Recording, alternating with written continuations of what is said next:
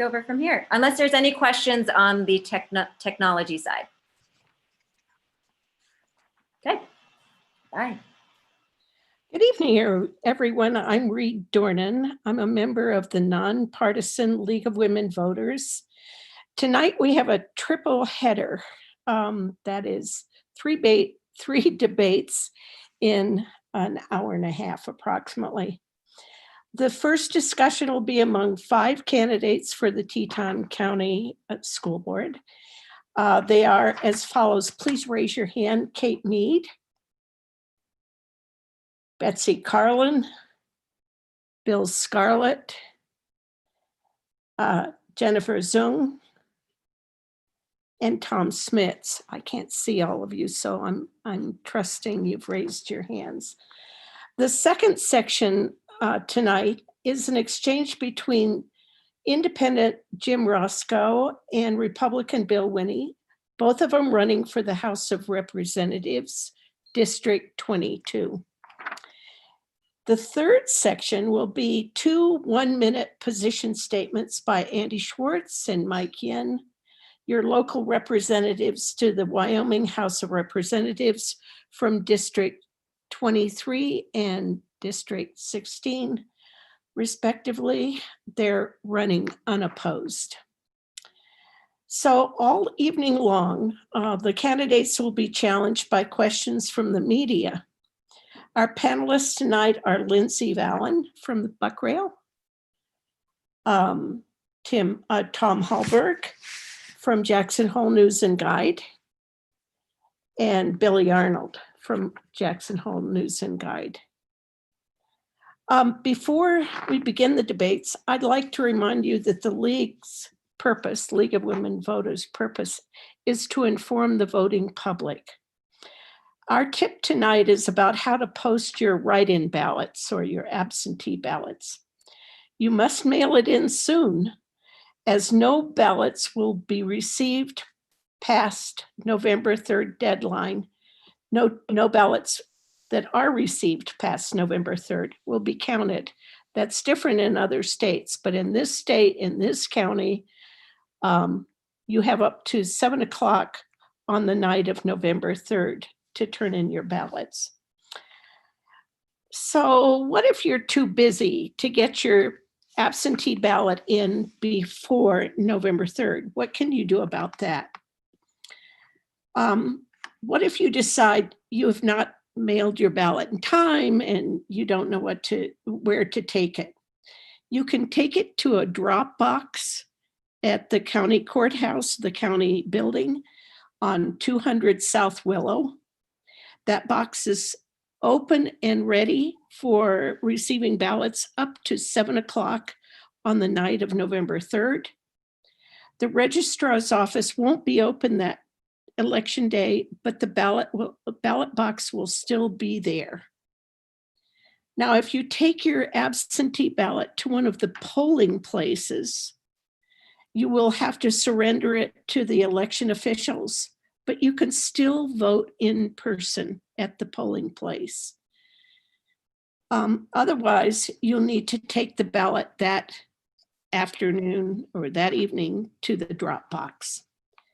One more tip. If you're new to Teton County, you can register any day, even on November 3rd, the day of the election. But election day officials prefer that you vote by absentee or by mail. You can register at the registrar's office on Willow Street, 200 South Willow Street, up to 5 o'clock on the day before the election. It'll be closed on the day of the election, but you still have plenty of time to register between now and then. You can check online for Teton County websites for the polling places and all the other addresses you need.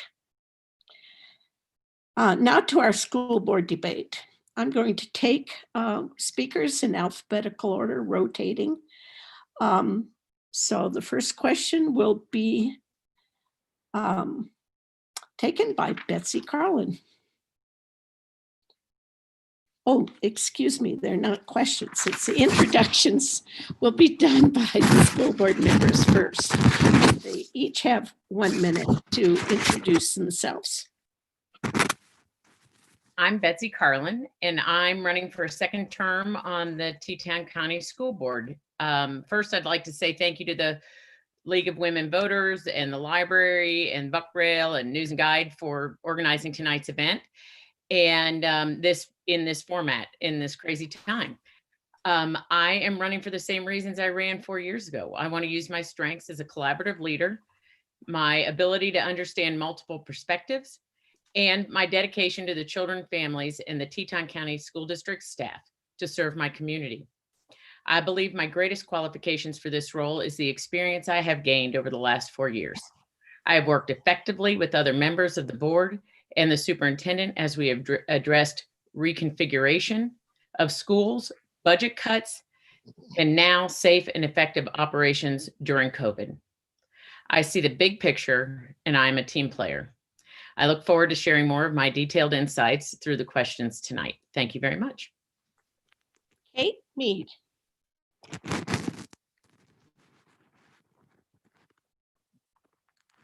Kate's next for the next introduction.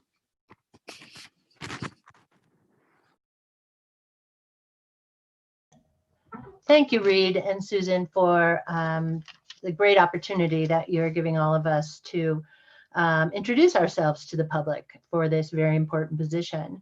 I've been on the Teton County School District Board for 12 years now.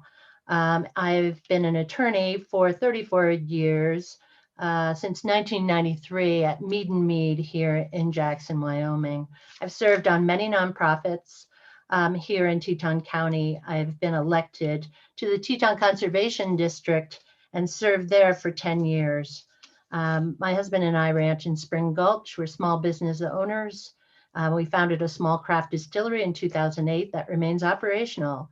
I have 2 children that graduated from Teton County school districts that attended the district from K through 12.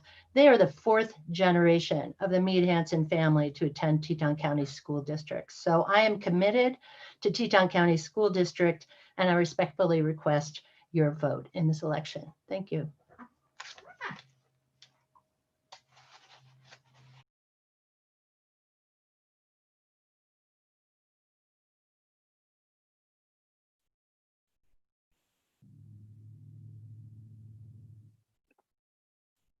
Bill Scarlett.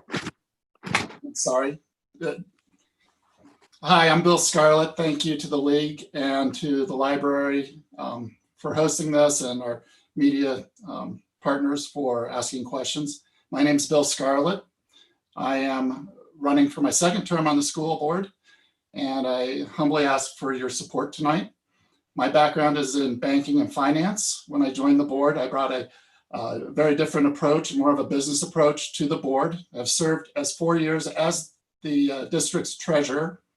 I brought about major financial changes, including better transparency and openness, and also spending controls into the district. I am a 5th generation Wyomingite. I am a Jackson High School and University of Wyoming graduate, and I am the parent of 2 dual immersion students that are currently enrolled in our schools. Thank you very much.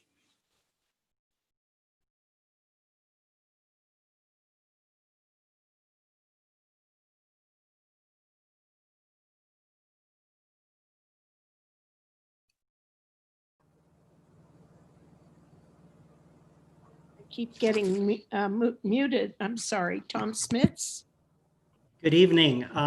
Thank you to our host and also for all those turning out tonight that are online. I'm Thomas Smits. I'm running to be a representative on the Teton County School District Board of Education. I'd be honored to earn your vote. If elected, I will fervently promote world-class education while ensuring fiscal conservation during my term. My wife, Katie, and I have 3 children attending district schools, which makes us intertwined in the district. We live, work, and volunteer right here in Jackson. I'm currently a board member of the Teton County School District Recreation Board, which is appointed by the school board. And I also serve on the Town of Jackson's Planning Commission and have served 2 terms on the Teton County Fair Board. I have always had a passion to serve and represent the people of the community where I live and work.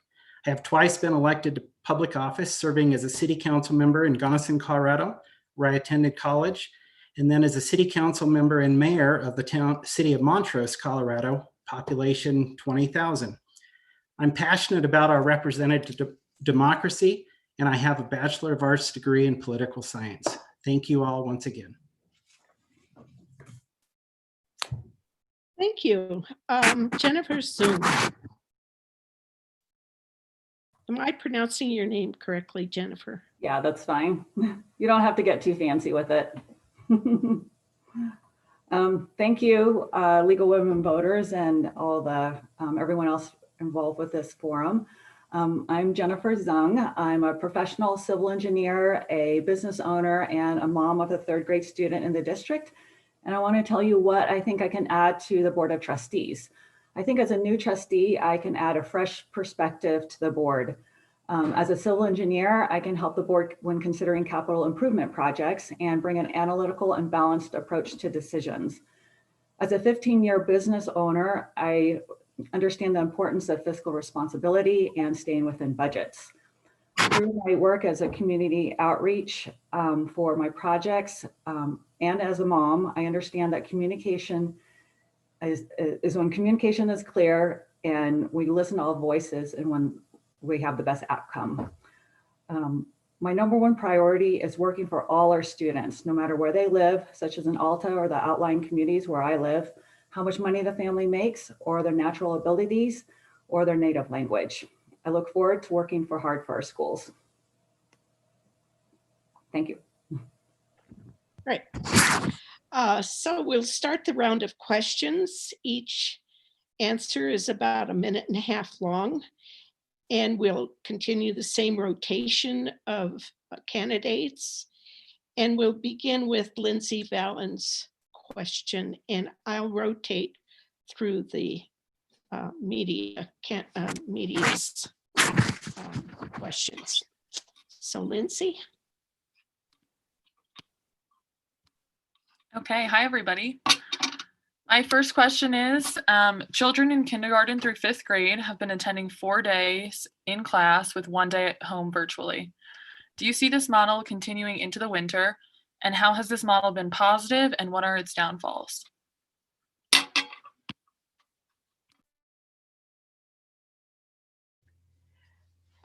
This is Betsy Carlin, and Okay, but I was going to begin with Kate. I'm sorry. Okay. Hi, Lindsay, thank you for that question. This is surely an unprecedented time for all of us. We would all like, and I can speak for our entire school board in saying that we would all like our children to be attending school 5 days a week. But under the circumstances, that has not been possible. Not been possible for several reasons. One being that because we have chosen to have children in pods for their safety, health and safety, teachers are with their kids all day. And we have very few paraprofessionals, which we've had in the past, to assist them. People either didn't want to come back to work and have not, or they have just decided it might not be great to be in a school at this time. So we are short-staffed, resulting in teachers being with the kids all day. And then on Friday, it's been an ideal time for them to be able to prepare for the next week, as well as do training of younger children in the online platform. This is critically important in the event that we have to close down like we did last spring. We all hope that that never happens, but if it does, we want our younger students to be able to do school on a virtual platform, just like their older counterparts have been able to do. To do that, they need training, and that's what Fridays are giving our students. We think it is not, of course, we'd like them to be there 5 days, but under the circumstances, we think this is the best option that we have. And I think that most parents think it is working quite well. Thank you. Good. Bill Scarlett's next. Thank you. That's a great question. As a father of a fifth grader, virtual Fridays is not ideal at all. And I believe that kids need to be in school 5 days a week for their education. Virtual Friday hasn't worked as well as it possibly could be. And it's nobody's fault. It is what it is. The health department did recently sign off on us going back 5 days a week, but our teachers are stressed and they don't have a break. And so I actually agree with Trustee Mead that 4 days, for the reason that we have the teachers overworked, and overstressed and not enough planning time for now, seems appropriate. And trying to find employees in this community at every position is difficult. And I know we advertised for more paraprofessionals and we only got one application, and apparently that person was hired. So we just didn't get the support we needed to be able to go 5 days. So hopefully that'll free up as we move forward into the fall. Thank you. Super. Tom Smits. Thank you. I concur with both trustees that have already spoke, but I'd add that in talking to Dr. Crisp at the high school, and then also where my kids attend elementary school, their definition of Friday is that's when the teachers have a chance to breathe. So I think it's been imperative with what they're dealing with throughout the 4 days they're at school, that they have that opportunity on Friday to catch their breath and catch up and really take time to plan for the next week ahead. For the students, we're very blessed in this community that we've had organizations come forward and offer opportunities for students to come to school and get that, as Kate mentioned, get the experience with logging in and how to participate in a Zoom meeting and so forth. So because we've been able to offer those Friday programs, I think this 4-day school week has been tremendous the first part of the school year. And I think it's been beneficial to both our students and our teachers and our administrators. So I applaud the school board for their efforts and the administration for all they've done. And just, in closing, what the teachers have done through COVID has just been tremendous, and probably don't always hear the thankfulness from the community. So thank you for all you do for our students.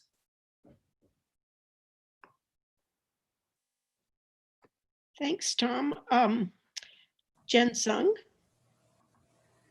Yeah, thanks. So I think the first part of the question was if we're going to continue, if I see this continuing through the this method through the winter. And I think how the schools are opening is going to depend on a couple of things. One being the amount of community spread. I think we need to continue to watch how well the schools are able to implement key mitigation strategies to prevent transmission in our schools.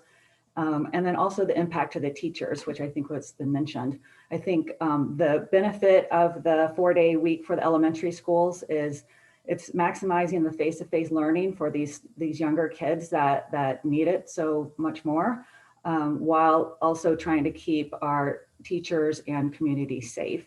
The negative impacts with a pod structure, and I've heard this said by other teachers, and it was mentioned by a couple other candidates, is that it's stressing our teachers out being with the pods all the time. And so I think in determining what we're doing moving forward, we need to consider all of those factors. I think it would be important to listen to what the parents think. Alta did a survey of the parents that Jenna shared with us yesterday, and it was actually overwhelmingly people found that they liked the virtual Fridays and wanted to do it the rest of the year. So I think that's a positive thing. And I know our experience has been that the amount of work that we've gotten on those Fridays, I think it is beneficial and that they're doing well. Thanks.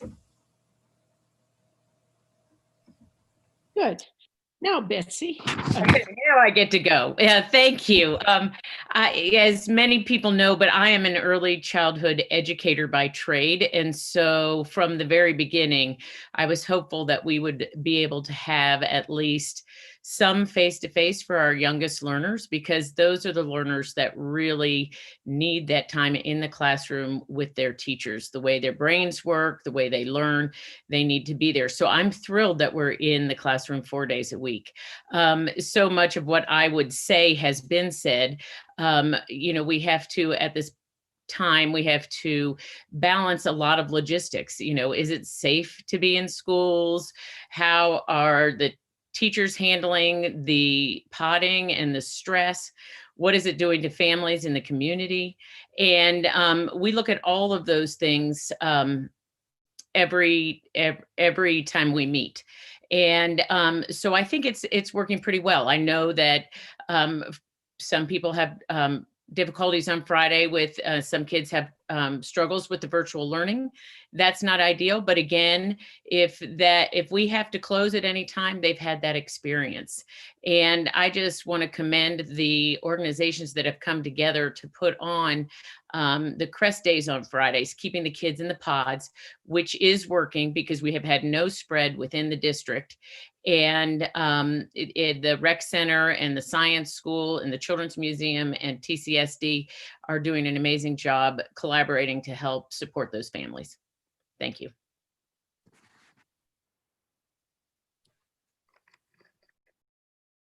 Good. Our next question number 2, will be answered first by Bill Scarlett. And Billy Arnold is posing the question.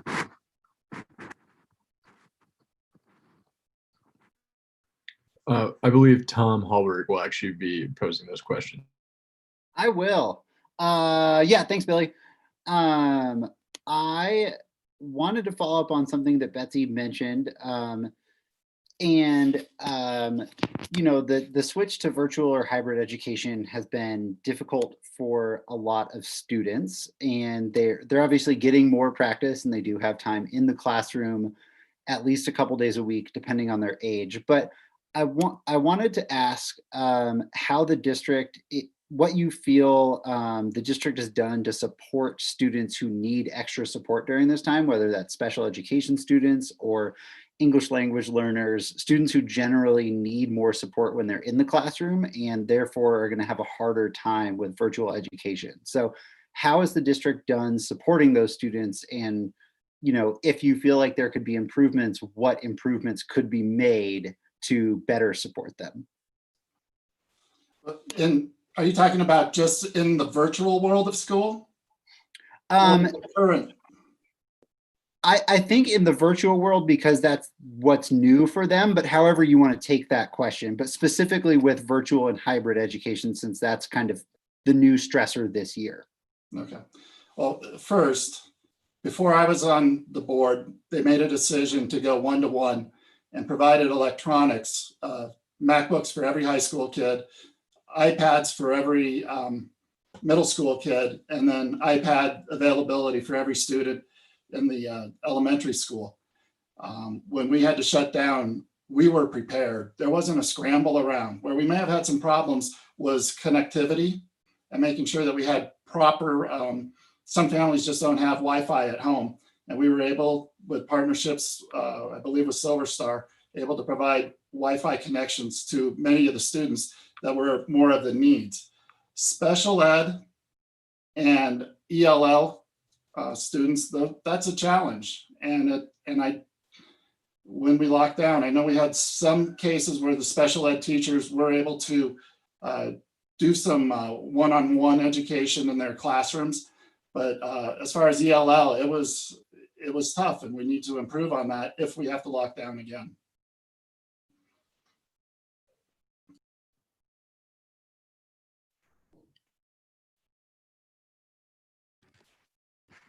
Good. How about Tom Smits? First of all, I have a 3rd grader and a 4th grader in the virtual Fridays. Although they participate, I don't feel they learn very much at all. It's very chaotic with elementary kids and trying to get logged in and so forth. So we call it virtual education, but it's more like a social time for the students to at least have camaraderie with each other, but they don't learn very much during that time period. So we as parents and community need to step up and help our kids, because there is a gap in that learning that takes place on virtual Fridays. To your question, how could we improve things? I think the district definitely needs to have full-time schooling for our special ed students. And I work with people and have employees that their kids stay home on Fridays alone. And I think when we know that that's a situation in our district, it has to be addressed. And we have to find a way that those special ed students and those kids that are staying home alone have a resource that they can turn to in the school district. So being closed on Friday definitely puts people at a disadvantage.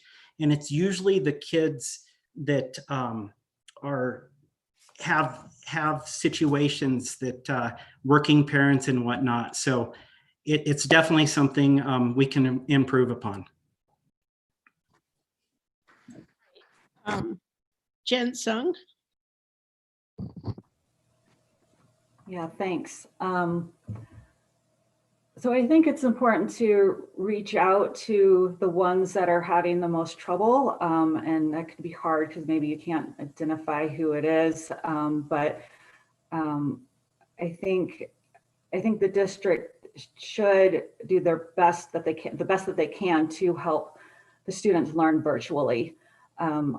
I don't know if if it means more tutors that are specialized in ELL. Do they need help using the technology? It sounds like, a lot of students have technology. They need help using it. I mean, even I have trouble sometimes logging into things.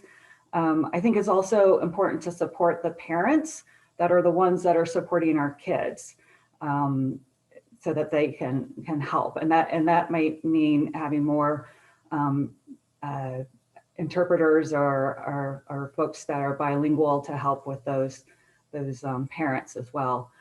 Is there a way to kind of similar to the kindergarten virtual Fridays to have more programs for the cohorts and the other schools to meet on their virtual days and work together?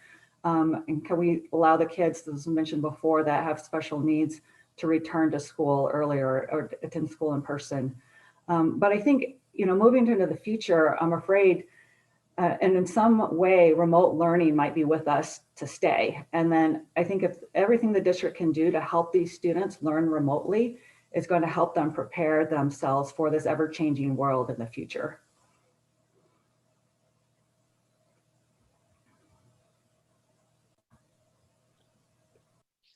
Good. Betsy, you're next. I am going to piggyback on something that Bill said at first, is that I think children with special needs, and last spring, that was a challenge for us.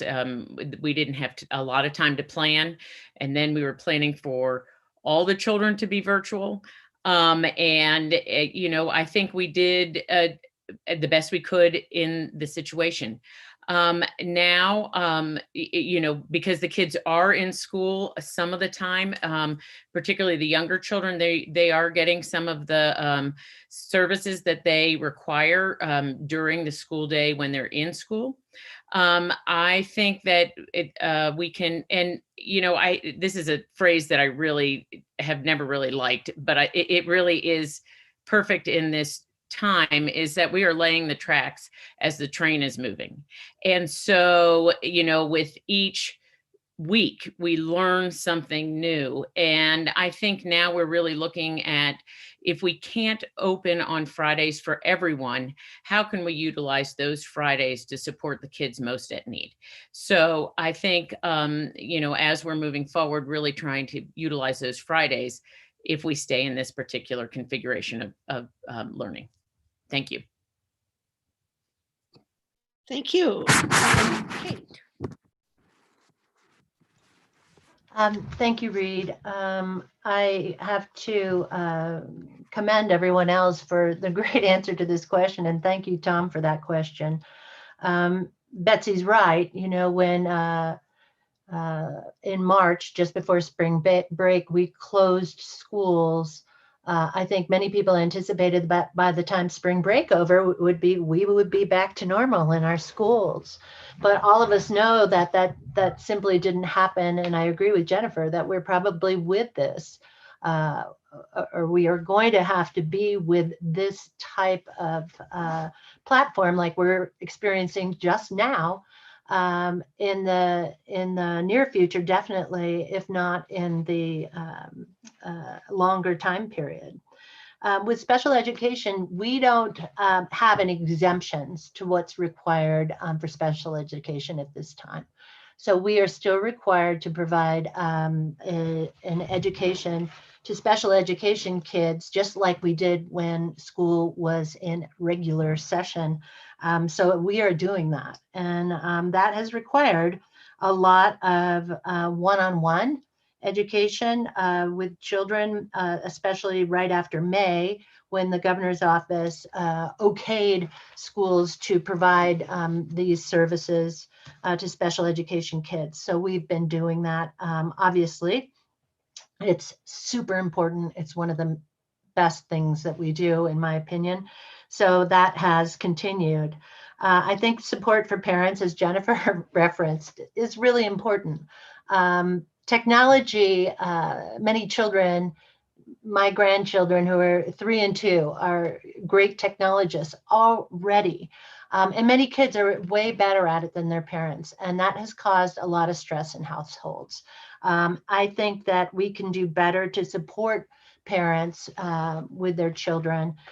We've been able to, I think it was awesome that the Fund for Public Education was able to raise funds first for Wi-Fi hotspots, and then have one of our local phone providers also provide exceedingly generously hotspots. So most children have the ability to go online in our community. Wow, is that different than the rest of the country? All you have to do is turn on the news to know how dismal the rest of the country is with regards to education. We are so fortunate here to have such great collaboration amongst private business, amongst nonprofits, to make this happen. And I think under these circumstances, we're doing really pretty well. We've got to continue to support our English language learners so that we can meet our 2022 goals of having every third grader be proficient readers. So we're continuing with that. I had thought that this year. Thank you, Kate. Thank you. have Sorry. stop. Yeah, I tend to go on. So sorry. Well, it sounds like people are getting, especially young people, are getting a good education in technology. Tom Smits, you will lead off the answers for the next set of questions, or the next question, and that I think will be posed by Billy Arnold. Actually, I'll jump in. I think Billy's mostly on for the statewide candidates for the second half of this, but it's pretty obvious that the state is facing a revenue shortfall, and most other statewide agencies or departments have already seen budget cuts, and just based on how school funding works, that hasn't come to fruition this year. But it's likely that the district might see a funding cut next year. And I just want to know how you think that the district can prepare for and then respond to those funding cuts if they do come down the pike. Thank you, Tom. I am a banker by day, so I have the financial acumen to deal with this, and have dealt with it since March. Internally and with clients as well. So I don't think just likely, but I think it's imminent.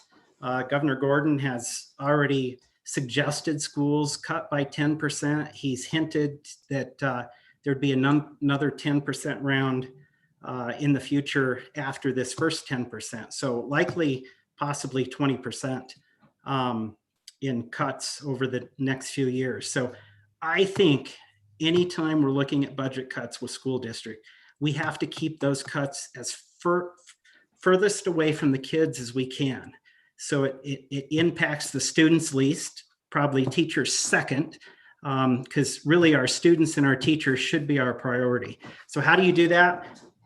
When I served in the last recession on city council, what we did was we went to zero-based balancing. So we took, a lot of times when you're doing budgets, you just look at what you spent last year and you try to keep it. So we went to zero, and every position, every expenditure had to be justified. And by doing that, there's always ways you can find cuts in government. That's the reality. So if you go to zero-based balance budgeting, everything goes to zero. Every job has to be justified in the district. And hopefully it's furthest away from students and teachers. Thank you. Thank you, Tom. Jennifer? Yeah, thanks. So as a business owner for the past 15 years, I realized that budgets are important, not only in my business and also in each project that I work on. If I don't look at our budget and make sure that we're on budget, then, it affects our bottom line. I feel so strongly about the importance of education. It literally breaks my heart whenever I hear about budget cuts in education in any district, this district or anywhere, because I just feel our public education is so important. So I think at first, what I would do is to look to see if there's any way to stop the budget cuts from happening. If that's not possible, I have talked to Janine Teskey, who spends a lot of time in Cheyenne working with the budget for the school district. It sounds like that might not be possible. And then I think I would agree with others that we need to minimize the impacts to the learning environment for our students, and that is included in that means that impacts to the classroom, the learning environment, and how it affects our teachers, also on the sports field and other enrichment activities. I would kind of look at it like we do with personal budget cuts. If we have a budget cut with our personal life, is there anything in the district that's a Starbucks latte that we could use a home brew a coffee and still get the same amount of caffeine we need to make it through the day? So kind of department to department, working with the people that are most effective and most intimate with the budgets and seeing what we can do to minimize the impacts to our students. Thanks. Thank you. Betsy. Yes, I agree that the budget cuts are imminent, and we have, as a school board, already sort of started brainstorming and thinking about this a little bit. But for me, there are 4 strategies that we can use. And again, like Thomas and Jennifer, I would want to keep budget cuts, or the majority of the budget cuts, away from students and then away from teachers. And that because our human resources are our greatest resources. But with that said, I think I would look at reduce spending, current spending, finding ways where we can trim. And I like Jennifer's analogy of the latte versus the home brewed cup of coffee. I think through attrition, looking at any job that's turning over, to decide, is it necessary? Is there a way we can combine roles? How we can do that? I think it's imperative that we gather stakeholders groups, community members, families, teachers, to determine what programs are most important to our communities so that we hold those close. And finally, I would encourage advocacy and the community. If we hold education close and dear, we need to reach out to the legislature. The board does, teachers do, and families do, to help us get through this. Thank you.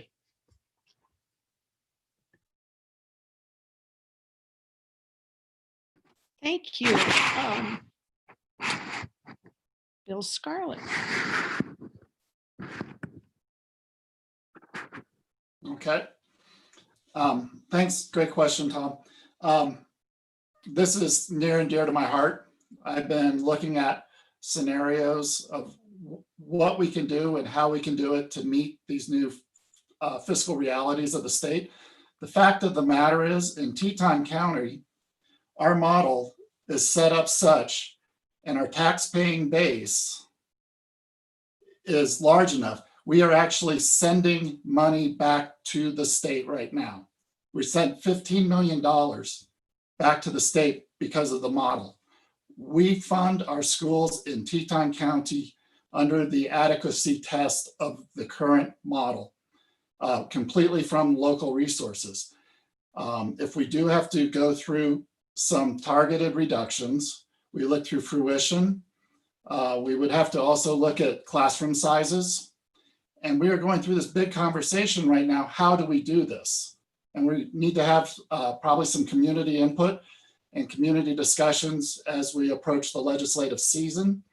And I commit, as I have every 4 years, to go down and work within the legislature with my personal contacts to try to preserve our funding the best we can for our community and our students. Thanks. Thanks, Bill. The next question round will begin with Jen Zung. Reed, I didn't get to answer that question. Oh, gosh, I'm sorry. No worries. I checked you off too soon. You're on, Kate. Thank you very much. We are facing some budget cuts with the legislature, but I would remind people that in the 12 years I've been on the school board, it's nearly every biennium that we face budget challenges with the legislature. Of course, the state is really hurting now with the petroleum and our energy sector being so far down. So we will have to work on figuring out what to do. 88% of our budget is payroll. Just think of that. 88% is payroll and benefits of our teachers. So our space for cuts is in that 12% of so that's above what we pay for our teachers. Indeed, we can combine positions, that sort of thing, but it is going to be felt. There's no way that it will not be felt in the district. I think an important aspect of what happens in Teton County is that we have fundraising capability.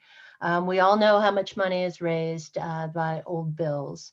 In the last couple of years, we've had significant fundraising for a school district, and that needs to continue in order for us to continue to be up to operate that 12% that's above what we pay in benefits. And I think that's an advantage that Teton County has that no other community in the state does. Thank you.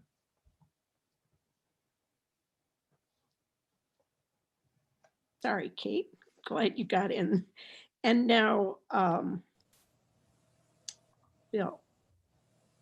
Oh, wait, let me see. Yeah, Bill.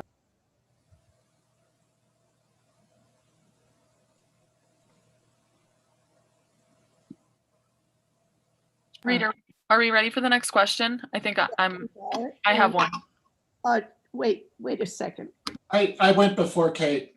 Oh, you went before Kate. Okay. Yeah, so Lindsay. Yeah, Lindsay's posing the next question and Jen.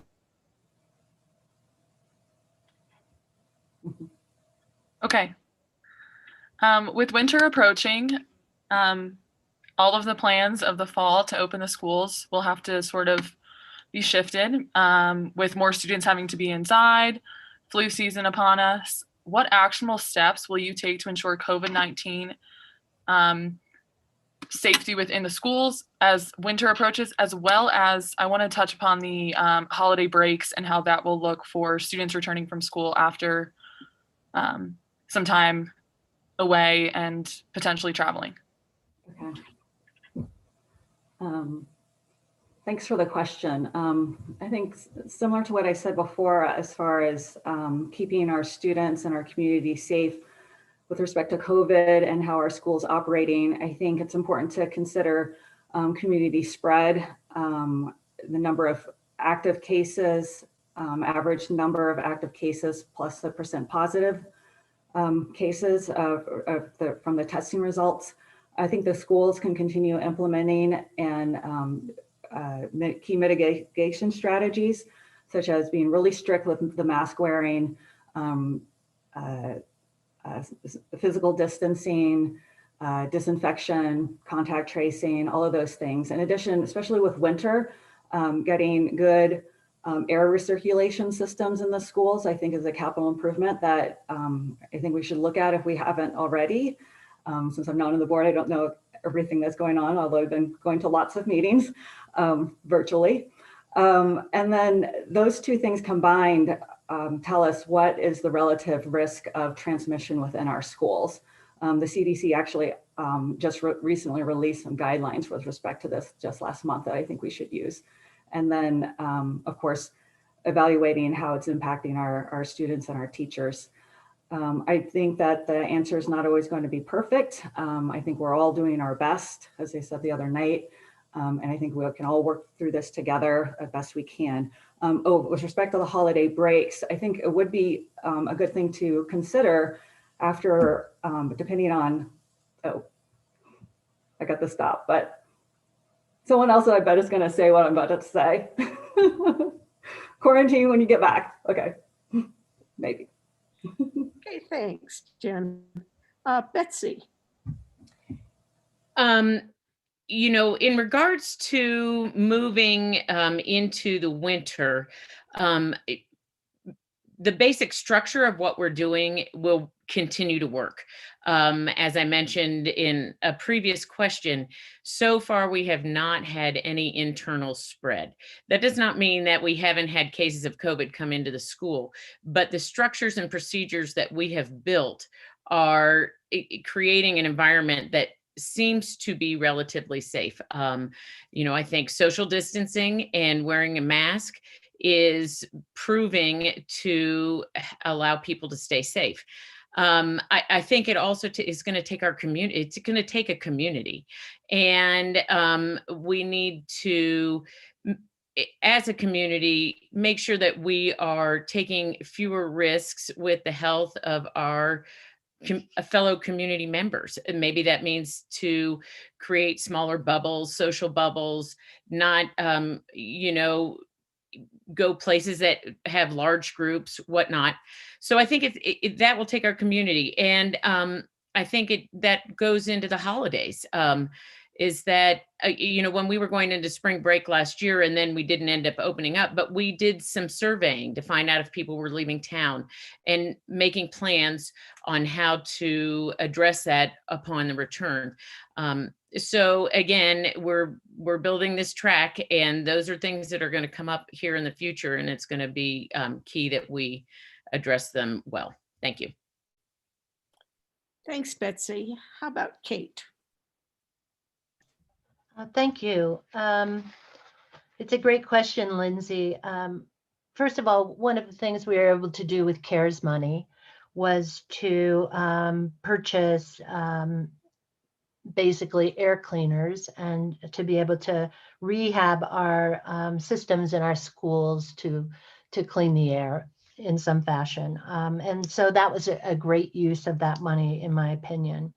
We need to continue to collaborate with the advice of the health department. They, you know, really have been pretty amazing that we have kept the spread of COVID in our mountain community with so many visitors to the fairly low levels it's been. And that's happened through testing and contact tracing. I'm an advocate of testing, surveillance testing students on a voluntary basis. We haven't had the resources to be able to do that as of yet, but I'm hopeful that we will in the future. Our teachers are already engaging in voluntary surveillance testing, which is helping us to maintain what Betsy says is you know, a fairly remarkable lack of spread within the schools. With holiday breaks, I think all we can do is encourage families to avoid contact points. Contact points are anytime you come in contact with somebody who's not part of your bubble. If we want to keep schools open, we all have to participate in not spreading COVID and not bringing it back into our communities. mask wearing remains critical. And I'm so pleased that at our schools, we've had very, very good compliance with mask wearing. Our board passed a resolution to demand, ask, be nice about it, but tell people that they need to wear masks on school district property. And that includes people who are driving delivery trucks, parents, anyone else. And that has worked. Thank you. Okay, I'm experiencing some instability in my connection. Is that true for others too? Once in a while. Are we getting through to most, in most cases? I think so. I'm hearing everything fine, Reed. Oh, good. Oh, good. It's just me. Bill Scarlett, you're next. Okay. Thanks. It's a great question. You know, the Fund for Public Education has been a great resource for us. And through them, we've been able to raise some money and be able to do some things like the air purifiers, in addition to what the CARES Act paid for. And the PPE and the plexiglass, we've really prepared for the students. And if you haven't been by one of the elementary schools at the end of the school day to see the little kindergartners coming out, all now wearing masks. The first day, they were all over the place, but they are all matching out in sync. It's really awesome. And credits to each of those site administrators and all of those elementary school teachers for getting that done. As far as holiday breaks, this is a call out to the community. Please don't be dumb. Do what we need to do to keep our kids in school. You know, this is parents, but this is workers at the grocery store. It's everybody. Just don't be dumb. Don't keep our kids in school. This is what our community needs for not just their education, but for the well-being of their parents and for the economy and everything. So please, I beg you guys, think before you do something stupid. Thank you. Good advice. Tom Smits.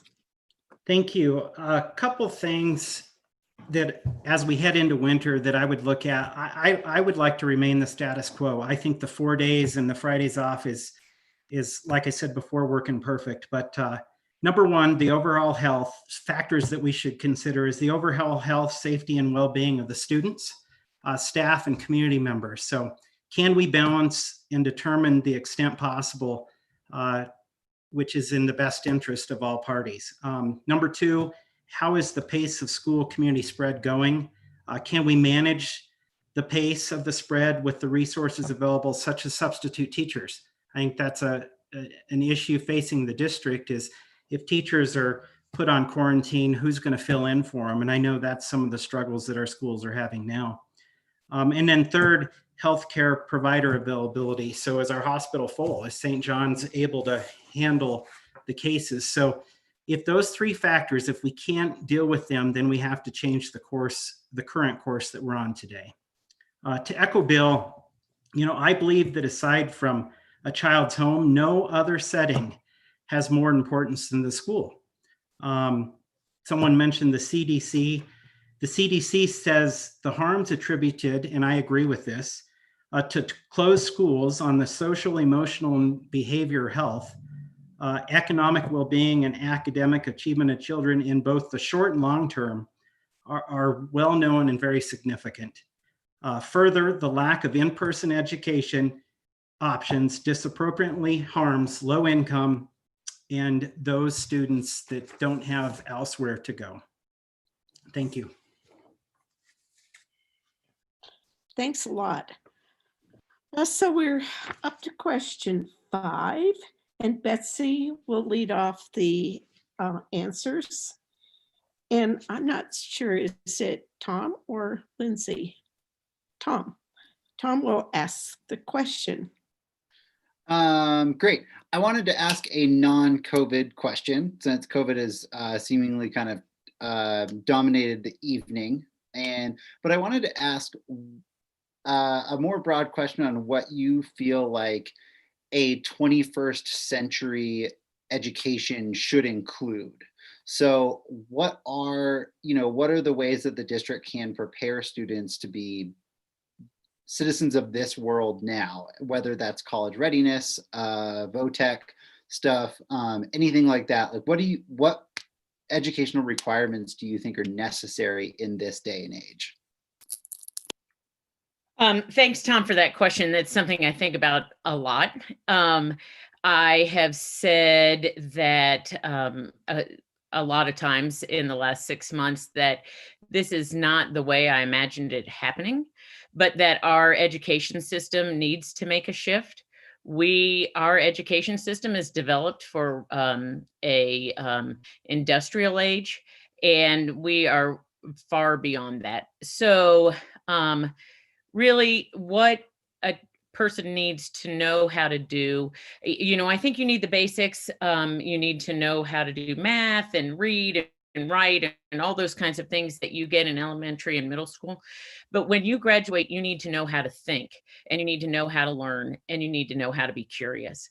And if you walk away having had an education where you've been taught to think and learn and be curious, then when the world changes, that 5 years from when you graduate, you will be able to learn what it is to be successful in whatever role you're playing in your community at that time. So I think that education needs to be flexible, and it needs to meet the needs of an individual. And I think some of the virtual learning shouldn't take the place of in-class learning or in-person learning, but I think it can individualize so students can be supported and help them master one skill so that they move on to another, and help them learn and participate in things that they're interested in. So thank you for that question. I could sit down and have a long cup of coffee with you about it. Thanks, Betsy. Kate? Thank you. There was a big controversy for a while over Common Core, which was adopted in our state, by the way. And always that Common Core sort of motto rang true to me, that we don't teach kids what to think, we just teach them how to think. And that's really, really important in my view. I think besides the fundamentals, and reading is ever so critical for anybody to be a successful human being in our world. But beyond that, students need to know where to find information and what information is reliable. Having access to technology has been a wonderful thing, and it's kind of surprising how many young people aren't very good at it. But I think that when we educate our children at Teton County school districts, whether they're going on to vocational education, whether they're going to Harvard, or whether they're going to community college, they all need to have the capability to be to handle technology in this world. If you're a mechanic, you still have to be able to do technology. So every child is educated at Teton County school districts with an eye towards making them successful at college and successful at life. And I think that's the important thing for us to focus on. Thanks. Great. Bill Scarlett? Yes. I agree with Betsy and Kate in their comments. The one thing I think a public to do, and Teton County schools need to do better, is for those kids that are not on a path to go to college. Everybody just froze up. Everyone froze up again. Can you hear me? Hello? Okay. We have to do a better job with some vocational training, and also some schools to career curriculum. We've got a great program going in our culinary program at the high school. I'd like to see us be able to develop some more of those programs over the coming years. There are some great designs of a new, more modern vocational campus that I think are really important. So truly all children are educated to take that next step in their life.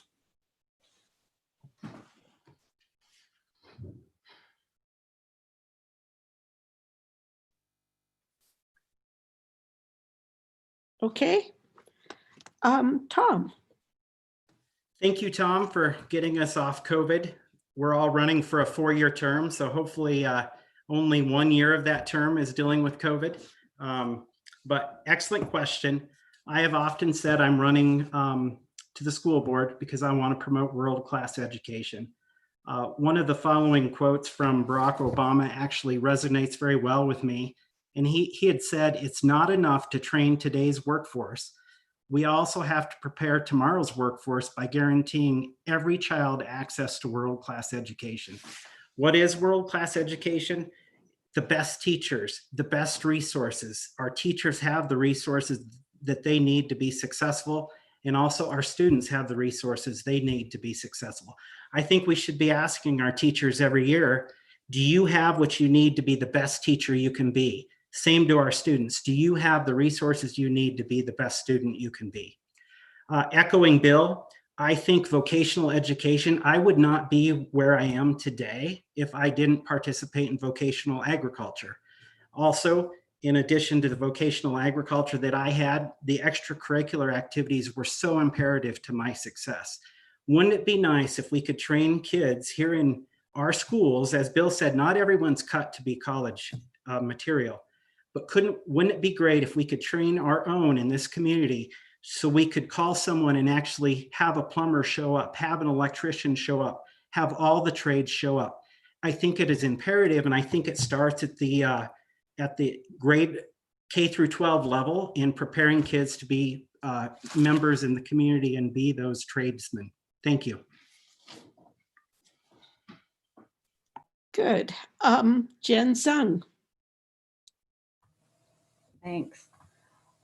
So I think, in addition to the basics, reading, writing, arithmetic, of course, good foundation for everything. I think one of the most important things to succeed in our world that I've seen, communicating with, other people that I went to high school with are the ones that have a really good ability to communicate, the ones that are really good at working well with others, as in engineer, people who can solve problems, and not only, I think Kate said it, not only tell them what to think, but how to think and how to solve problems, can really help our students succeed, as we say, in an ever-changing world. I think navigating technology is great. And I think our students are getting a lot of technology information.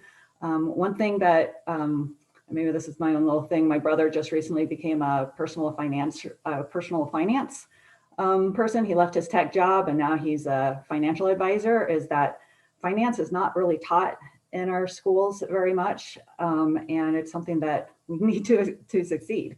But overall, I think it's addressing the whole child, addressing not just our mind, which our schools are really good at doing, but also our body through our sports and activities, and also our spirit through learning about compassion, about other people, other people that are different than we are. And I love the mindfulness program that the school is doing. And I think that's a great step into moving forward. Thanks.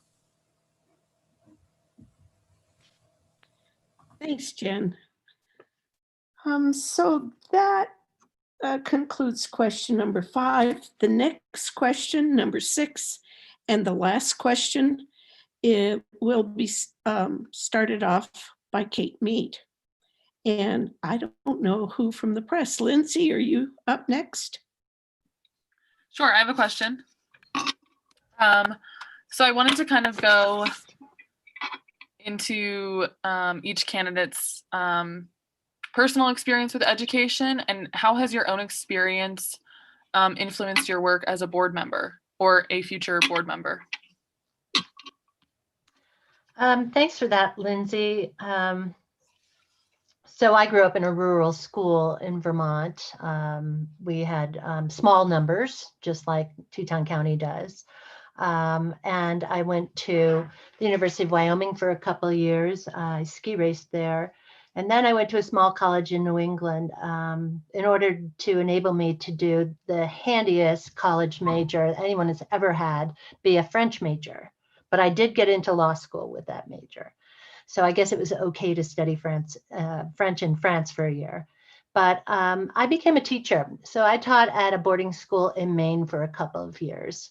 And at a boarding school, some of you may recognize that you have to do everything. You live in an apartment with the kids in the dorms.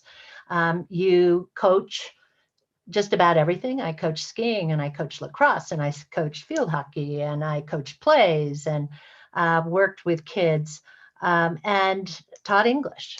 And it was a great, great career.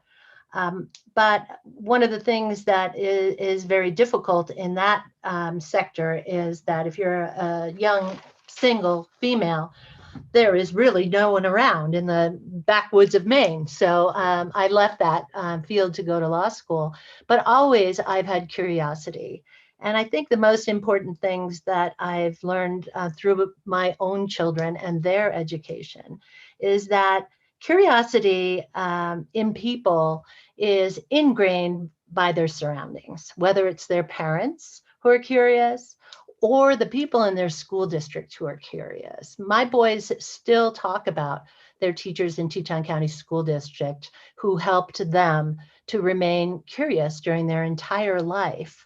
My oldest son is sort of a self-taught engineer. He taught himself 3D printing. Now he does that for a rocket engine building company in Seattle.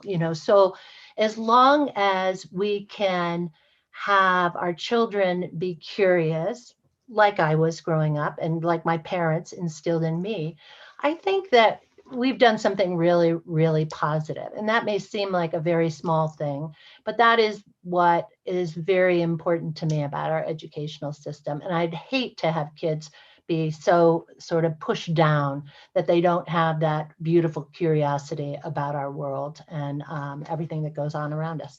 Thank you. Good. Bill Scarlett. Yes, I guess having grown up in Jackson, attended Jackson Hole High School, Peggy Gagnon, my German teacher, Fred Stair, my math teacher, and Arwen Grant, my political science teacher, were all so instrumental in the choices I've made in my life. I love to travel. I love the curiosity of social studies and the social economic world. And then math has come easy, and being a finance guy, that's kind of the career I pursued. Went to the University of Wyoming, came back to Jackson, finally started a family. Made my mom happy when I was 38. And now my kids are in the same great school system that I grew up in. And they have fantastic teachers, and it's really amazing to watch them grow. One of the things that I think has really impacted me over my 4 years on the board is watching programs such as Jim Rook's We the People program at the high school. That was a tremendous program that touched so many kids' lives, and nobody knew what politics were being played. They just had good discussions and really taught civility, all based around the Constitution. And I would love to see that program come back stronger than ever at some point. So for that, thank you. Great. Tom Smits. Thank you. Thanks for the question.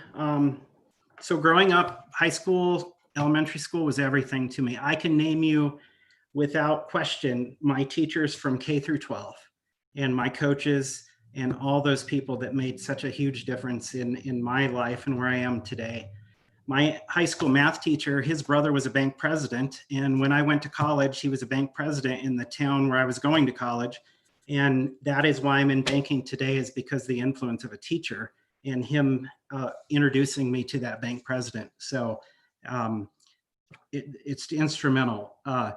When I love quotes. And so when I was looking for quotes and running for the school board and whatnot, I came across this one. I am indebted to my father for living, but to my teacher for living well. I think if we were to paraphrase that here in Jackson in the 21st century, I would quote and say, I'm indebted to my mom and dad for living, but to all my K through 12 teachers, coaches, and administrators for living well. Reach out and thank a teacher, coach, or administrator today. They are essential frontline workers as well.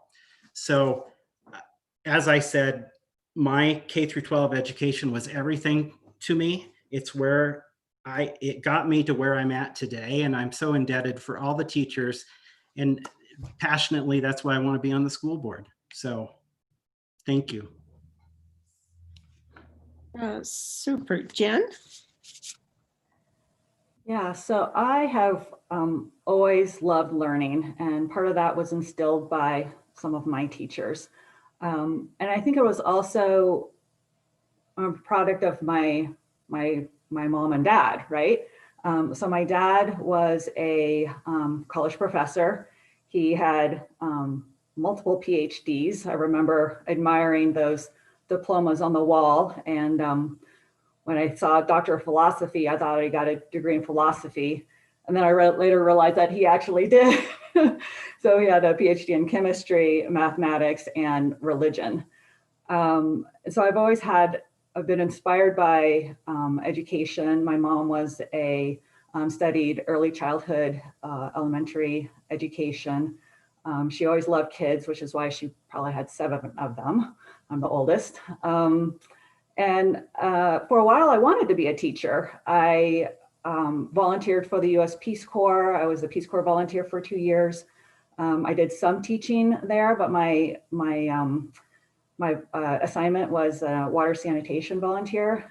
So I taught the folks that I was with about proper sanitation, how to build septic tanks. And I've also been inspired by my past teachers as well. It's one of my desires to run for school board, to support all our teachers, and so they can support our students. Thanks. Last one for question 6, Betsy Carlin. Well, it's the people that supported me through school that made me who I am today.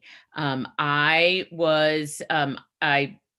have a little bit of a reading disability, a learning disability. And it wasn't until I was 9 years old that Public Law 94142, which provides that every child has an education based on their ability and to the greatest extent possible. And so before I was 9, when I was struggling to learn to read and whatnot, it was the teachers that supported me. My 2nd grade teacher voluntarily stayed 2 days a week after school to help tutor me to learn how to read. And that year I got the Most Improved Student Award. I remember that to this day. And I have the book Wind in the Willows on my shelf with her inscription. But I also think it was my family. I think that I see education as a 3-pronged stool. It's the student, it's the families, and the teachers. And I think we need to encourage families as a board to participate and be advocates for their kids. And I think we need to provide supports for the students and support for the teachers, and also strong social emotional education structures within our schools to support those kids who are struggling, so that they come out the other end satisfied and happy. Wonderful. That wraps up the question section for school board candidates. And we now go into the summary. Each candidate gets 2 minutes apiece, and Bill Scarlett leads us off. Great. Well, thank you for hosting this. And thanks for the great, thoughtful questions, Lindsay and Tom. Those are great. It's been a really great experience, my first 4 years on the board of trustees. All 7 trustees on this board come from a different background and different belief sets. And it's amazing how much and how well this board has worked together to come up with the best solutions with one overriding goal, and that is what is best for the students of Teton County. And I truly thank you, Kate and Betsy, for allowing me to be on your team for the last 4 years. It's been a pleasure. There's really not a bad choice. I look at Thomas, who I've gotten to know, and Jennifer. I don't know you as well, but I'm proud to say that we are in great hands with us, all 4 of us, all 5 of us, if we could do it. I'm really proud to be running, and this has been a great forum and a great experience. I would like to serve again. I will still bring my financial mind and business sense to the board, provide some guidance and suggestions during the turbulent time. I will also spend time working my statewide contacts and in the legislature and friends around the state to try to preserve our model and our teacher funding. We can't really afford to take any breaks. Our cost of living is still going up here, and we need our legislature to recognize that and continue to pay our teachers the regional cost adjusted salaries so we can deliver the adequate education and equitable education that our Constitution demands. With that, thank you, guys. Thank you, Bill. Tom. You bet. Thank you. And thanks again for all our viewers and for the League for hosting and for the press, our 4th branch of government, keeping us accountable. So Tom asked us questions for the newspaper, which are going to be published, I believe, next week. But one of those was, if elected, what's your #1 priority? My #1 priority would be to have an affirmative answer to the following question when posed to students, teachers, coaches, administrators, and all other district employees. That question would be, do I have the support, materials, and equipment I need to succeed in my position at Teton County School District #1? Although a lofty priority, it's imperative to ensure we are not only asking this question, but then delivering once feedback is received. If elected, I will always solicit and welcome constructive and sincere feedback and strive to use it positively to make improvements in our district. Also, someone once said that all politics are local. To that end, I believe the school board elections are the utmost importance, but often the most overlooked.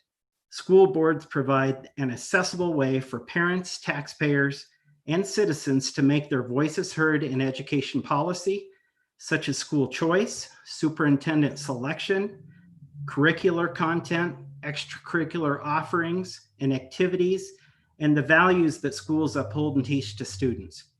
All matters that have the potential of influencing an entire generation. And as President Reagan once said, freedom is never more than one generation away from extinction. Thank you.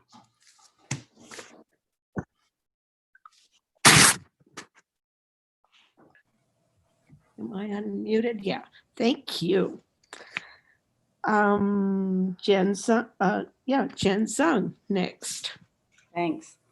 So I want to tell you just about a little memory that I have from my childhood, and that's of a framed needlepoint photo, a picture that hung in the hallway. My mom loved to do needlepoint.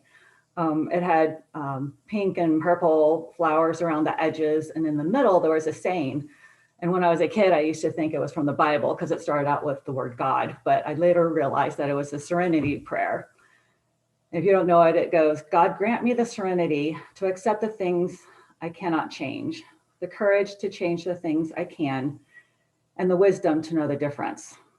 Well, I'm wise enough, I hope, to know that I can't change the weather or the rising or setting of the sun, but I got up the courage to run for school board, and it took some courage, I'm telling you. And I hope to make a positive difference. I think I'll bring a new, diverse perspective to the board. I think I'd be the only civil engineer, I'm pretty sure, currently on the board, not ever. I will make informed decisions. I look forward to learning about and researching the issues that face the board. I'll be inclusive. I think one of my greatest strengths is the ability to bring harmony to a situation. I actually took a personality test and Harmony was my number one strength, and it's actually the name of my company, which is Harmony Design and Engineering, which I cannot believe when that came up. I'll also be very engaged. I want to work with our teachers, the staff, the community, our parents, to help strive for our common vision, to help our students prepare for the world. I believe that service to community gives life purpose and meaning, which is the reason I've volunteered for different organizations in other countries, for other boards, for my PTO throughout my life, and I hope to do that for the school board. I thank you for your time. I would love to have your vote. Thanks. Thank you, Jen. Jen. Some people call me Zen Jung, which I kind of love. Oh, I think I need to go back to school. That's next. Thank you. As we close this evening, I just want to say thank you, and thank you for the rich conversation and hearing different perspectives. I loved it. And I just wanted to share some of my ongoing priorities and perspectives. At this time, my immediate priority, as we have heard in so many of the questions and answers tonight, is the year of COVID and keeping a focus on the health and safety of our students, their families, our staff, our community, while continuing to offer high quality educational opportunities. As I think beyond the immediate COVID-related needs of the district, my priority for the next 4 years is to continue to advocate for all stakeholder groups to be part of the decision-making processes, especially as we face the potentially steep budget cuts ahead. From the beginning of my first term, I advocated for decision-making systems that include the voice of all stakeholders. During the last 4 years, we have successfully included the voice of staff and community through stakeholders committees. As the Wyoming legislature is poised to make significant budget cuts in the coming session, it will be imperative to continue to practice this practice by forming stakeholders groups to discuss possible cuts and to understand the programs and practices that are the priority of both the school district staff and the community. My main takeaway from my first term is that the role of a school board trustee is to hear and understand all perspectives. I've learned once I have a grasp of the varying Teton County School District community perspectives, I can use data and my expertise in child development and family relations to make an informed, intentional decision that is in the best interest of the majority of the children, families, and staff in the district. I would be honored to be elected for a second term to the Teton County School District Board. And please consider casting your vote for me, Betsy Carlin. Thank you very much. Thank you, Betsy. Kate Mead. Thank you, Reed. Mostly, I want to make a shout out to the great people who work at Teton County School District. We have amazing staff, amazing certified teachers, amazing principals, and an amazing superintendent that was hired while I was on the school board. The administration and the feeling of our school, I think, has never been better, of our district, even in this really quite terrifying time. Our teachers and our staff have worked so hard to make this fall happen. It hasn't been easy. It's exceedingly difficult for all, including students. And we have to recognize that. I've been an advocate for our staff from the very beginning of my service on the school board, and I'm very, very proud of that. It has been an honor to serve. It has been an honor to help young people to get the very best education that I feel that they can get at Teton County schools. We aren't always perfect, but we do strive to become as fine a learning institution as there can be. During my tenure on the Teton County School District Board of Trustees, we've had several blue ribbon schools. Our high school is ranked the first in the state of Wyoming, and it's ranked very highly nationally. You don't get that without really great leadership in your Board of Trustees. That's one thing I've come to learn. Who knew that a Board of Trustees was so important to the success of a school district? It really is. I look forward to serving with any of the folks on this panel, but I hope that you'll vote for me, Kate Mead, for Teton County School District.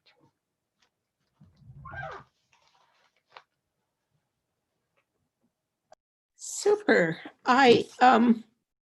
As a former teacher myself, I thought that was really an interesting round of answers, and I wish good luck to everybody.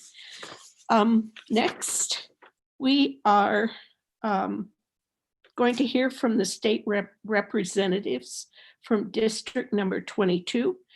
We'll also rotate through the list. Jim Rusco and Bill Winnie are both up. Jim will lead off his introduction of 1 minute. Thank you. And thank you for all the hosts and also all the people attending. And I applaud the school board candidates. That was great. We do have great schools in Wyoming. I live in Wilson. Had 2 sons born here, did avalanche work out at the ski area. And started a small construction company. We have a crew in Sublette County and a crew in Teton County. I served 2 terms previously from 2008 to 2012, and I had to go back to work because they don't pay very much. And I was on the Minerals Committee back then, and now I'm on Revenue and Labor and 2 select committees, Select Water and Wildlife Trust Fund. My main priorities, better hurry up, are the same as it was before: to fund education to a high level, to keep public land public and accessible. And I've added broadband expansion because I think it, for Wyoming, because I think it would stimulate the economy. There's a lot of difficult questions for Wyoming to face now. Probably not the most fun time to be in the legislature, but maybe the most important. Thank you.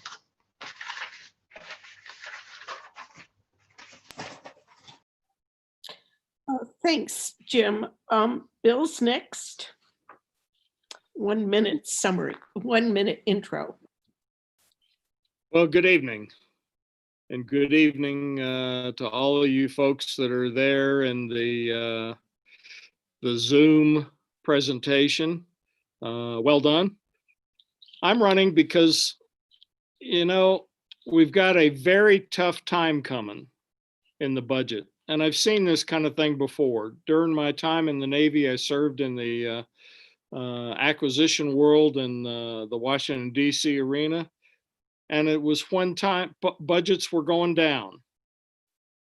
And you got to get down into the weeds to figure out how to get through that 10% and the next 10% and the third 10% in the reduction. My wife and I have 3 boys, and they're all UW graduates. One of them right now is a lieutenant in the Wyoming National Guard. And, you know, they're all doing pretty good.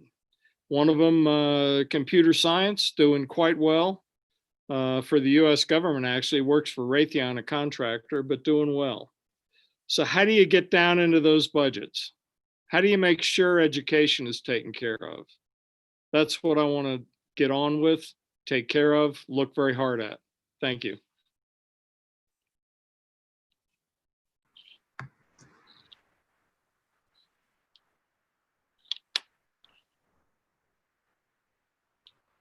It looks like we may have lost Reed.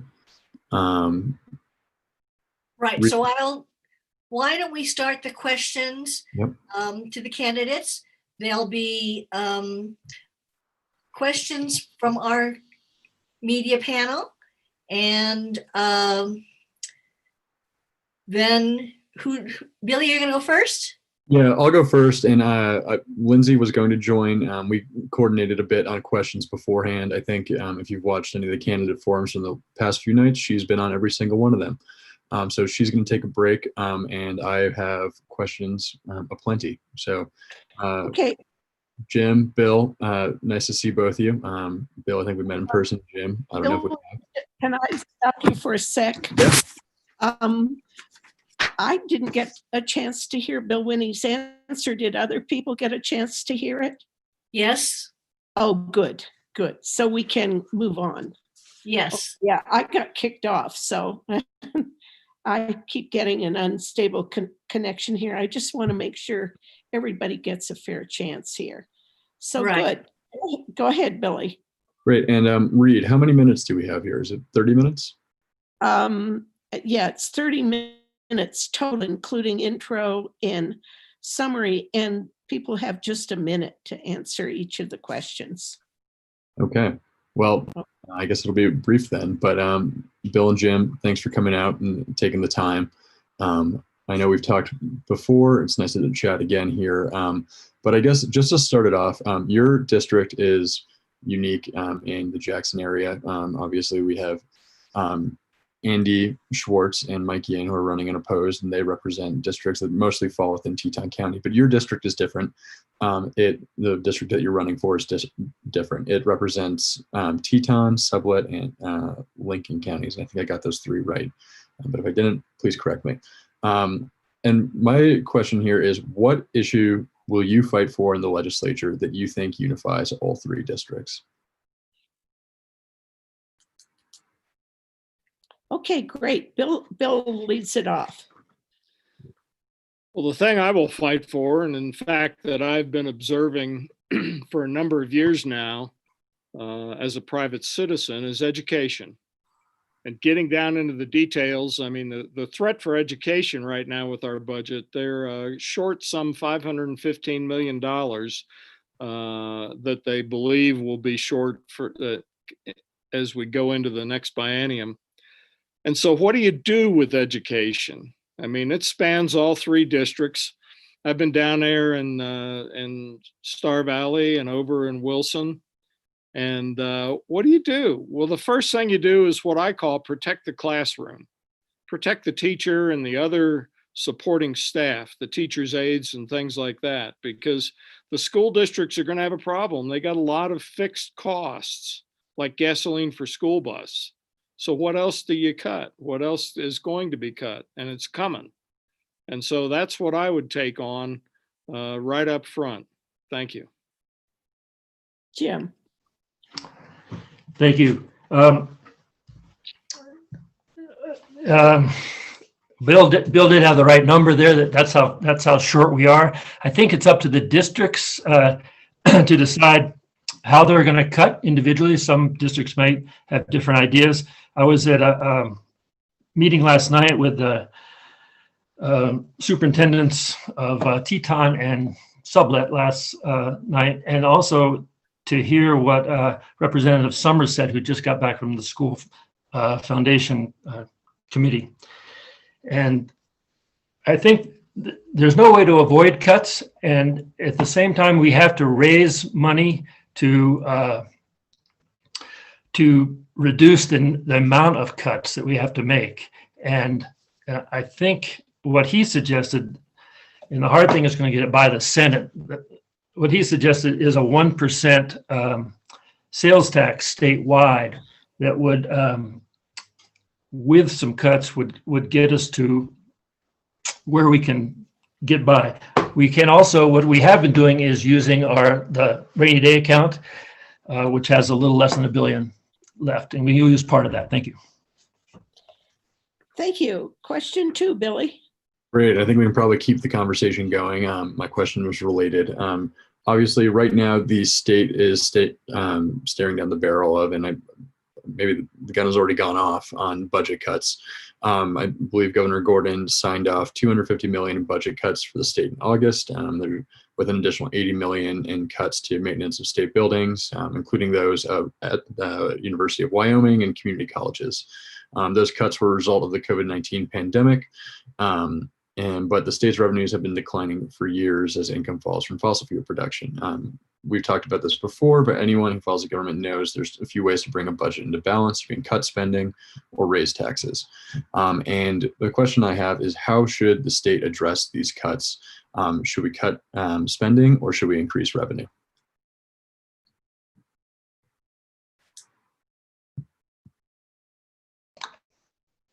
I give it a shot. Yeah, Jim goes first. I think it's gonna be, well, it's already been, we've actually cut about just under $1 billion in the last 3 years. So we actually have cut a lot, and then that's not counting the 250 million that the governor just did cut. I think we're so used to being having half our budget come from, as Billy said, from natural resources that I think we have a litany on revenue. We've been going through this list of taxes that we could increase, and I think the most palatable one might be this 1% sales tax. And if we get rid of all the exemptions, it makes a huge difference. And then we wouldn't just raising it 1% would be probably what of the legislature I talked, the most palatable. But there's also, there's all sorts of things, taxes like the revenue, the real estate transfer tax. There's going to have to be a little bit of a fuel tax to pay for the roads and highways. We can always tax alcohol and tobacco. Thanks. There's more. Okay. Ever onward. Bill. Well, what do? I've been observing the legislature, like I mentioned earlier, for a number of years now. And for the last few budget sessions, they've been taking a lot of money out of savings, 900 million plus each time. And I've talked to a few legislators and kind of said, should we really be doing that? Why aren't we getting out the paring knife? And the problem we got now is we're beyond the paring knife stage, and we're frankly at the meat axe stage. So what do? I mean, I've seen the legislature toy with the idea of an income tax. I object to that, and I stand against it. It brings with it some things like an administrative overhead. So the next level is revenue, the sales tax. A sales tax goes in without any administrative overhead. It's essentially immediate. I've seen the legislators quote a number of between $250 to $300 million revenue per percent. And that strikes me as a much more palatable thing. You get into the cutting and you get into the revenue. Thank you. Jim. I'll follow that with a question. We're talking taxes, and obviously Wyoming does not have a statewide income tax. Bill, in your answer there, you just alluded to it. Bill, could you explain, and I guess Jim's going to go first, but could you explain why you are opposed to a statewide income tax? And Jim, what is your position on an income tax? Well, I don't think an income tax has a chance of passing the legislature. So you could do it, and you could do that in several ways. You could have just a dividend, sort of an income unearned income tax. You could have a straight income tax and set it at a high level. You could do a lot of different things like that. I'm almost positive it wouldn't pass.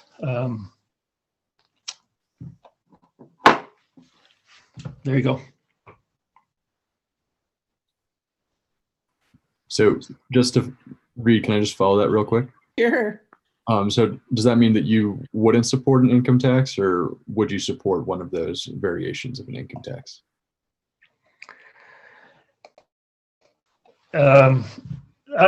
I think we are going to have to, if it comes to that, if we can't do it in other ways, then I would certainly consider that in all its various forms. We'd have to look at it. But just having been down there, it's just really an unpopular thing at this time. Bill? Well, as I see things, an income tax would change the culture of Wyoming. It would bring with it quite a bit of administrative overhead to run the system and things like that. And I just don't think it would be palatable to the state. And I've seen some of the legislators in the Senate probably 6 years ago. The then Senate president brought on a bill called Vision 2020, which was interpreted by the House It came out of the Senate and went over to the House. It was interpreted by the House as a camel with the nose in the tent for a income tax. And when it came up in front of the committee, it went down 9-0. There's other ways to get the revenue we need. With a little bit of luck and a little bit of hope, the revenue from extractive industries will go up as we place emphasis on things like rare earth minerals. We've got plenty to get out of the ground there. And it looks like our federal government is going to try and take that on. So that's how I see it. Billy? Got it. Great. Maybe while we're on the issue of revenue, something else that I'd be interested to know is, obviously, Wyoming has been dependent on fossil fuels and fossil fuels for decades.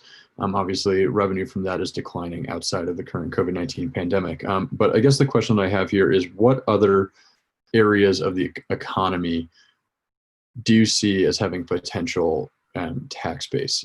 So I know, are there other industries that we could see a similar sort of tax on to produce revenue? Bill leads it off this time.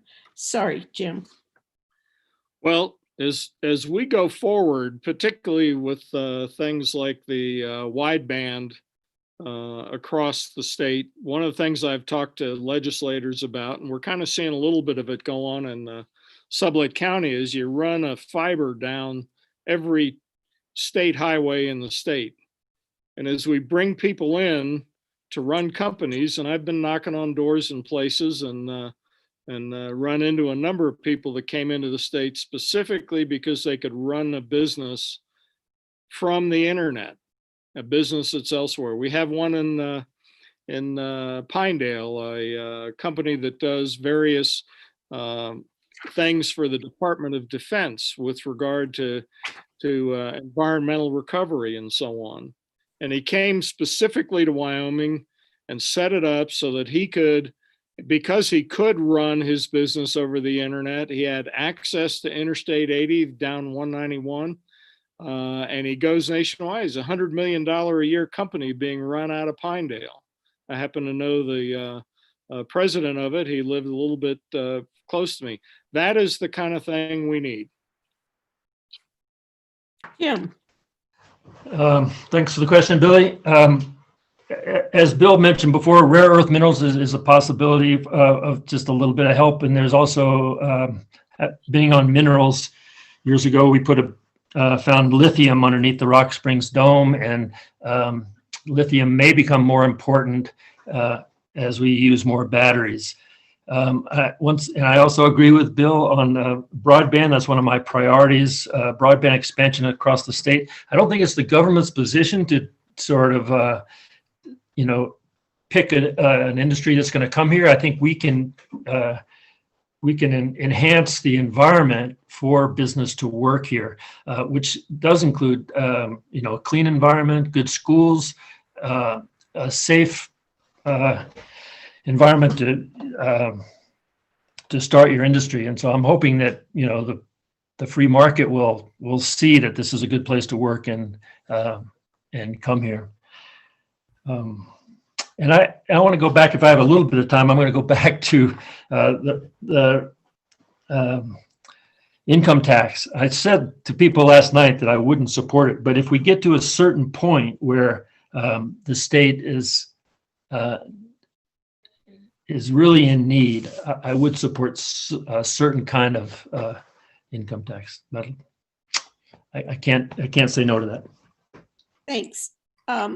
Billy. And I guess while we're on the issue of tax and revenues, I have two more questions, and then we can jump on to something else, just knowing it's a huge issue facing the state. But the first was, Jim, you mentioned a real estate transfer tax, and there have been there's been at least one bill about a real estate transfer tax that has failed in the legislature. And I guess to both of you, would you support a real estate transfer tax? What would that look like, and why? Jim. Yeah, bill was brought by Andy Schwartz, and I was co-sponsor on it, I believe. And I just found out from the assessors that it was $1.44 billion of real estate was sold in 2019 in Teton County. And I think you could set that tax. I know that nationally it's their main thing they're fighting against, the real estate lobbyists, but it could be really effective in Wyoming. You could set it at a pretty high level and it wouldn't affect disadvantaged people or the working class. And I would support that. Bill? No, I would not support it. I look at those things and they all bring with them some kind of what I call administrative overhead, if you will. That's more apparent in the income tax world than, say, a real estate transfer tax. But those kind of things change the state, and in my opinion. And at the end of the day, the simpler we can keep whatever we do for revenue increase, the better. And that's why I like, if we're going to do it, and it's probably going to happen, is something like the sales tax. The other thing is, we shouldn't lose sight of the fact that there's a lot percolating in the nuclear energy world. We're seeing some stuff happening over in Idaho with the small modular reactors. And I'd like to see some of those come into where our coal plants are that are being shut down, but that's a separate item. The thing I'm thinking about here is extractive industry, uranium, that kind of thing. And so I'd like to see that one explored and the taxes that would come from it. Last question, Billy. Oh, I saw a red card. Go ahead, Jim. Thank you. The real estate, back to the real estate transfer tax. It doesn't have to be, I think there are two ideas on that, maybe even two different bills, but there could be a local option real estate transfer tax, and or there could be a statewide thing. I don't think a statewide thing would pass, but Teton County is just so unusual in that respect. Thank you. Okay, Billy, last question. Oh, this is the last question? Okay, good to know. Well, then I will go with, so while we're talking about Teton County being unique, in the past few years, there's been a number of bills proposed by the state legislature that would directly impact Teton County's policies. Most recent is a bill, or one that I can think of off the top of my head, is a bill that would threaten to eliminate the county's housing mitigation program. And that ultimately failed. Some have argued that the bill is an issue of local control. And my question here is, would you support such a bill, or do you think that policy should be left to the town and county to decide? Bill Winnie. Forgive me, but could you go over that question again, please? Sure. So there have been a few bills that, am I unmuted? Great. There have been a few bills in the state proposed in the state legislature that would have some direct impact on Teton County's policies. The most recent is a bill that threatened to eliminate the county's housing mitigation program, which is a program through which, and I'm going to do my best to explain it in a nutshell, the town and county charge a fee or require businesses to build housing as a way to mitigate the county's housing problem. When they're establishing a new business, when they're changing uses of an existing business, when they're building space for a new business or changing the use of an existing business. And I'm hoping I get all the details there right. But there was a bill that was advanced that would have stopped that program or at least curtailed it. And some who criticized that would have argued that that bill, that the program is an issue of local control versus state control. And my question is, would you support a bill to that level, or do you think that policy should be left to the town and county to decide?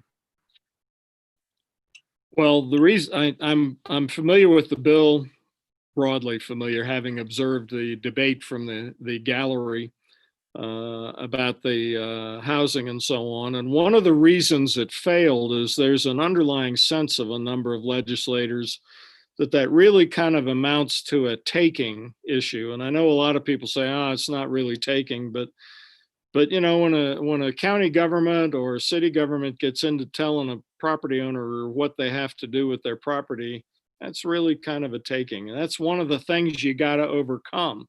I'm well aware of the problem you're trying to solve. You need workers in the county. The property up there is expensive. You have a lot of people running the Snake River 500 coming up from down there in Star Valley or coming over the hill from Idaho. And how do you solve that? How do you keep the businesses viable? I don't have an easy answer for you. I happen to think that you know, I haven't been in the military for a long time. I've seen military housing, base housing, and things like that. And something like that is maybe perhaps part of the picture. So thank you. Thank you, Bill. So we're winding things up, and you each I get think Jim has to respond there too. Sorry? I think Okay. I think Jim needs a chance to respond. Oh, sorry. Thank you, Billy. Thank you, Susan. Yeah, I remember that bill, and local control is really an important thing for Teton County, and it's a little bit hypocritical because it's kind of a conservative idea that, you know, the government closest to the people is the best government, and it hasn't been always followed in the legislature. But to the benefit of Wyoming, and also to the benefit as well to Teton County, that our problems are a lot different up here than they are over in Gillette. So I think we just need to have local control, and those bills should be we should be able to decide those things locally.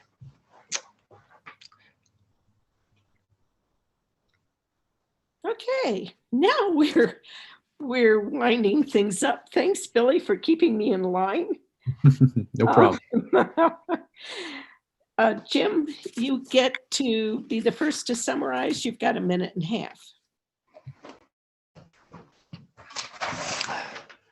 Well, as we've talked about, Wyoming is about to move into a difficult time financially, but don't shoot the messenger. Next year, we're operating at about 50 to 60% of our current budget, and it's been coming for about 3 years. I'm also happy to send anybody charts and information from the Revenue Committee about all this stuff. I don't think we're aware of that so much. And I feel like having the Mineral Corporation, Mineral Committee, which was the core of Wyoming for a long time, their economy, and also now being on the Revenue, Labor, Health, it's taken me a while, but I've slowly finally starting to understand how things work. And it's time, I think it's time for innovative thought and working with these communities, these committees and the legislature to balance these economic realities. We need to, if we balance these economic realities, we can fund education and the environment, and we can work on the infrastructure which will support our business community. I would appreciate just that you vote mainly, and I would appreciate your vote, of course. It's just not time to feel sorry for ourselves. It's just time to dig in. So please vote. Thank you. Thank you, Jim. Bill. Well, the legislature has actually been in a tough world for some 4 to 6 years. And I had frankly, as I sat in the galleries observing them, I had frankly expected there to be a rather tough session, that there would be blood running in the aisles as they figured out how to handle the budgets they were facing. And that didn't happen. And those budgets that they came out with, the 900 million plus each time they took out, The chickens have come home to roost. Is it going to be a tough session? Yeah, it's going to be a really tough session. I had one of my friends label me as a bulldog. Well, I got it. I'm going to get in there. You know, you get into the budget lines, 70% of most budgets are relatively fixed, like I talked about gasoline for school buses. 20% is pretty important and 10% is flexible. Well, we've blown through that 10%. We're blowing through the 20%. And I think we're going to get into having to take something out of that 70%. And things they should have done just didn't happen over these past few years. And we're going to have to be very tough-minded and get into the details. And so here we go. I'd appreciate your vote. I will stand tall for various issues that you've heard me speak on. Education in particular, my wife was a career educator. I've seen into the classroom. I actually taught for a couple of years in the Navy, but you get the idea. So I'd appreciate your vote November 3rd. Thank you very much. Thank you, Bill. And thanks to both of you. Best of luck. Now we're going to have a speak. Andy Schwartz of District 23 and again, District 16, both uncontested candidates for the state House of Representatives. And they get just a minute apiece to tell us what their states. Andy? Well, I thought I had two, so I'll have to talk really fast. I've been in the legislature 6 years. I've been on appropriations committee for 4. So my major focus has been managing the budget. We're looking at significant budget cuts. My goal is to try and limit programmatic reductions that, especially in the Department of Health and the Department of Family Services, will have huge impacts on our most vulnerable populations.